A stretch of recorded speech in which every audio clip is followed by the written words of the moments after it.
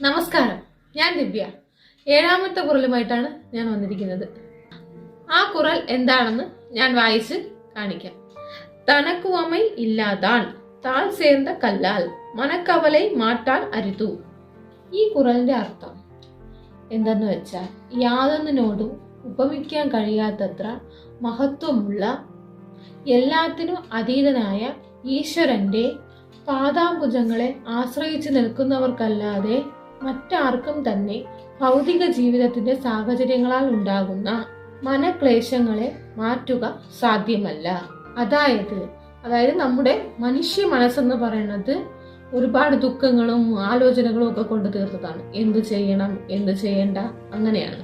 നമ്മൾ എന്തൊക്കെ ചിന്തിക്കുമ്പോഴാണ് നമ്മുടെ മനസ്സിന് ഭാരം ഉണ്ടാകുന്നത്.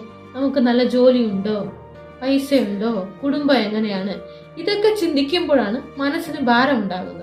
ഈ മനസ്സിന്റെ ഭാരത്തെ നമ്മൾ എങ്ങനെ മറികടക്കുമെന്ന് ചിന്തിക്കും.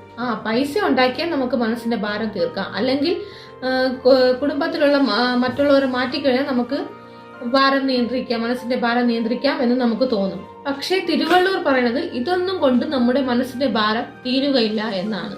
ഒന്നിനെയും താരതമ്യം ചെയ്യാത്തവൻ ആരാണ്? ദൈവം.